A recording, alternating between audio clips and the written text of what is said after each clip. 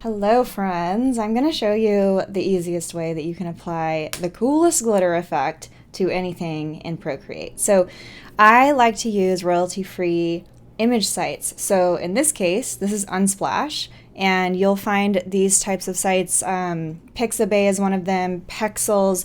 Essentially what it means is these photos are free to use for any purpose. So it's really handy.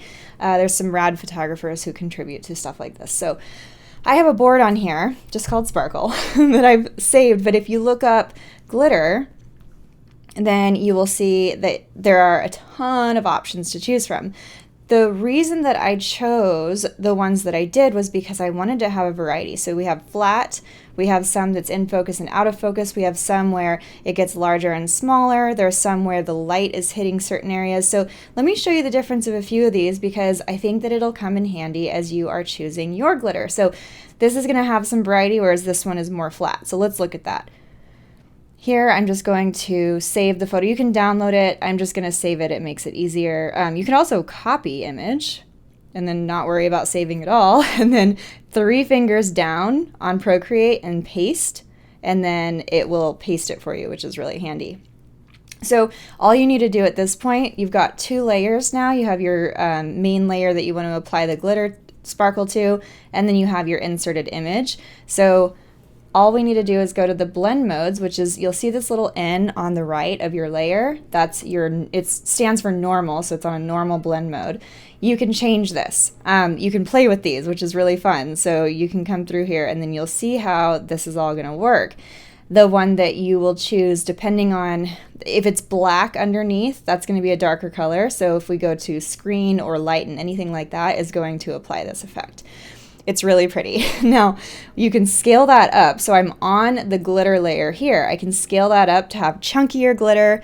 I can move that around to where I have more of that gradient, where it's like a little bit darker goes into a little bit lighter. Very pretty. Okay, I'm going to turn that layer off. I'm going to do this again with a different one so you can see the differences. Let's go to this one, or this one, because it's more flat. I want to show you how it can make it so it doesn't look as much like glitter, even though it might feel like those types of flat ones are the ones that we're after as far as images. So if I go to lighten, it's more flat. It's really pretty. You can also change the hue of these.